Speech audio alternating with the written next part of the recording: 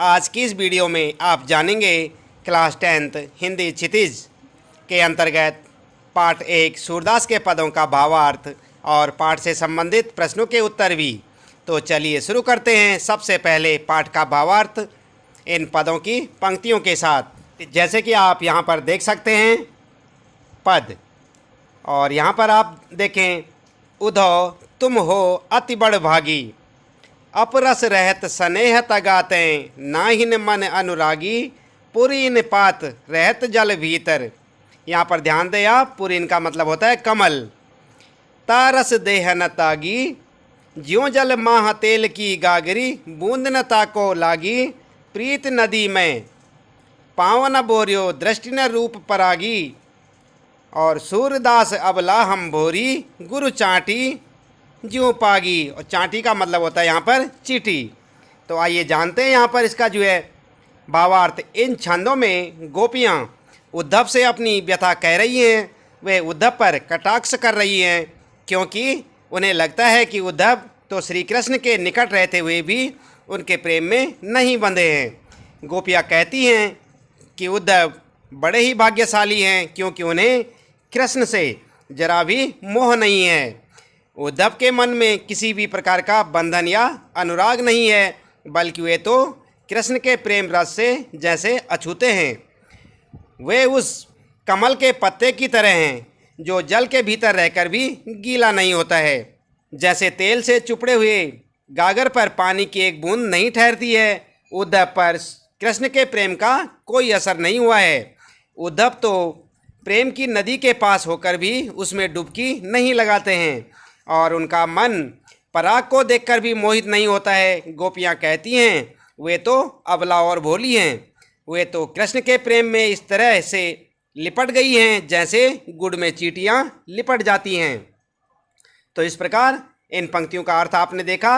आगे देखते हैं यहाँ पर नंबर 2 पे, मन ही मांझ रही, कही ये जाई कौन पे उदो नाही परत कही, अवधि आधार आस आवन की तन मन विधा सही।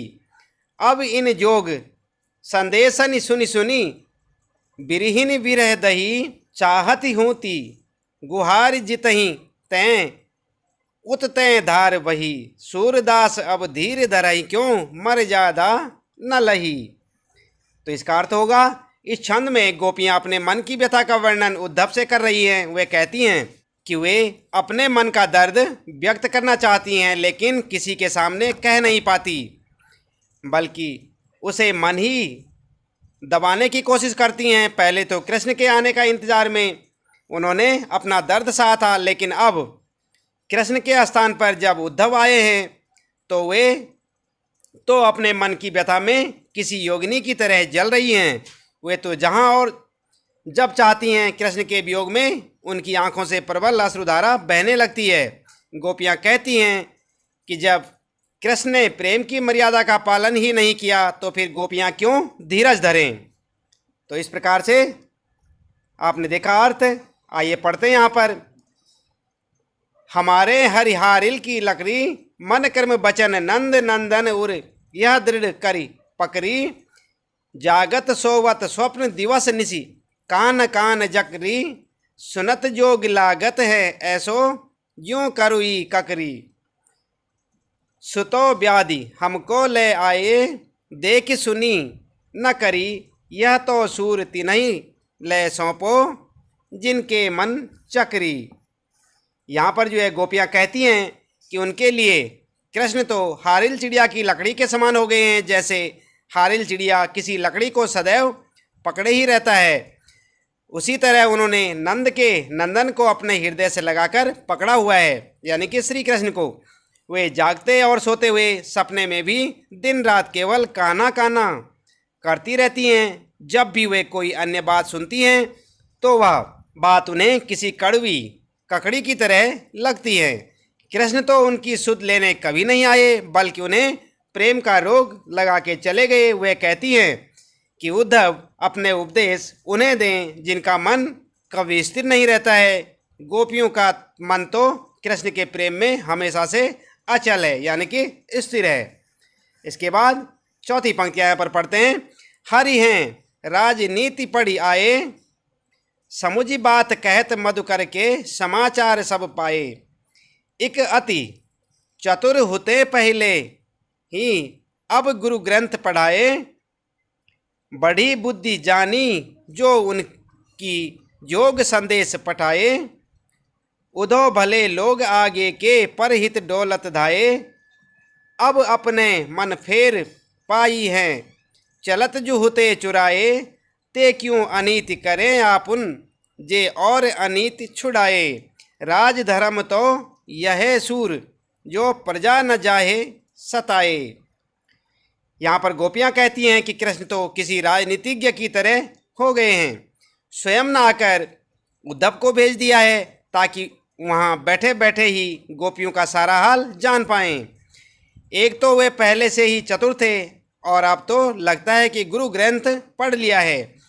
कृष्ण ने बहुत अधिक बुद्धि लगाकर गोपियों के लिए प्रेम का संदेश भेजा है। इससे गोपियों का मन और भी फिर गया है और वह डोलने लगा है। गोपियों को लगता है कि अब उन्हें कृष्ण से अपना मन फेर लेना चाहिए, क्योंकि कृष्ण अब उनसे मिलना ही नहीं चाहते हैं। गोपियाँ कहती हैं कि कृष्ण उन पर अन्याय कर रहे हैं, जबकि कृष्ण को तो राजधर्म पता होना चाहिए, जो ये कहता है कि प्रजा को कभी भी सताना नहीं चाहिए। तो इस प्रकार से आपने स्टूडेंट जाना यहाँ पर इन पंक्तियों का भावार्थ। अब देखते हैं यहाँ पर प्रश्नों के उत्तर। तो पहला प्रश्न आपकी बुक में, गोपियों द्वारा उद्धव को भाग्यवान कहने में क्या व्यंग निहित है?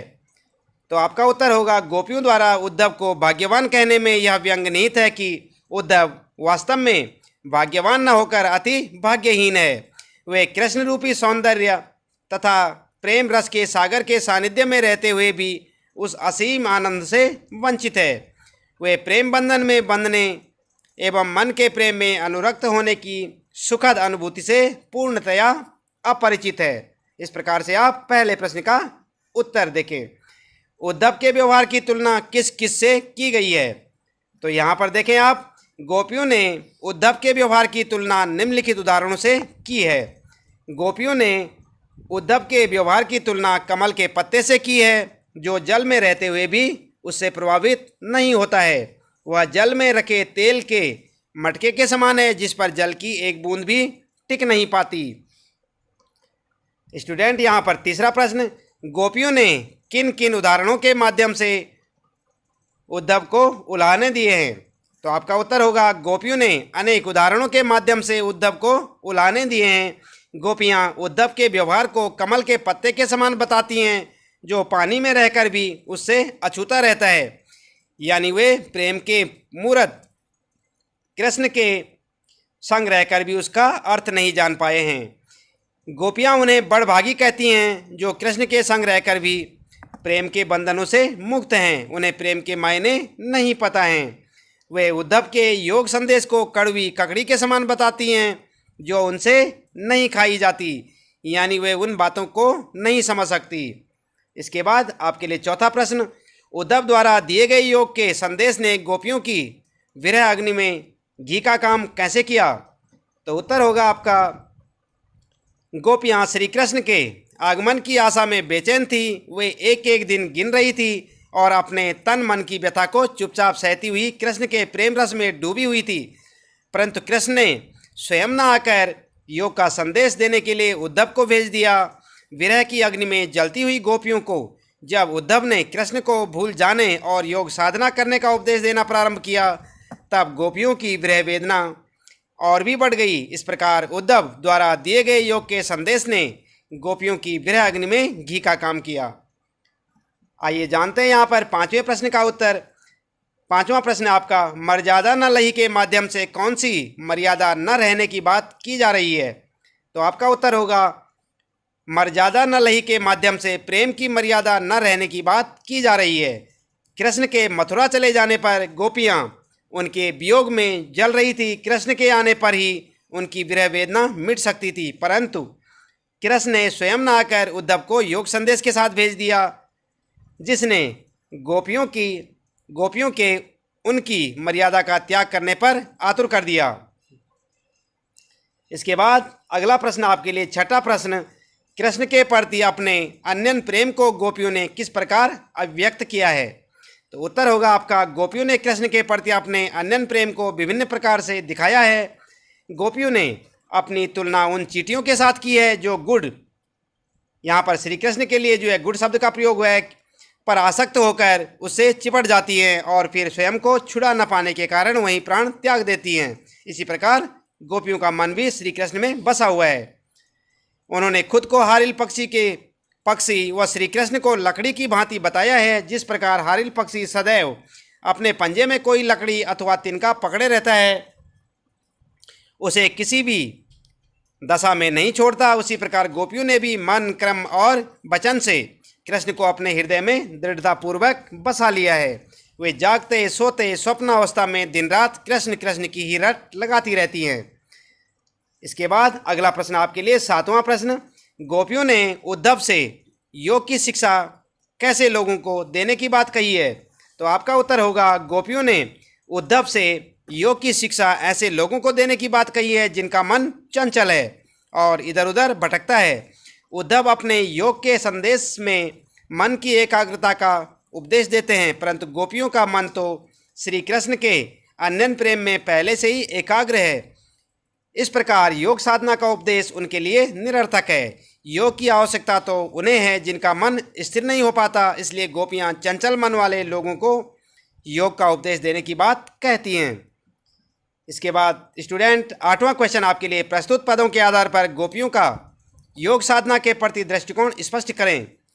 तो आप क्या लिखेंगे? उत्तर होगा आपका, गोपियों ने योग साधना को निरर्थक बताया है। उनके अनुसार यह उन लोगों के लिए है जिनका मन अस्थिर है, परंतु गोपियों का हृदय तो श्री कृष्ण के लिए स्थिर है। वे उनकी भक्ति में पूरी तरह से समर्पित हैं।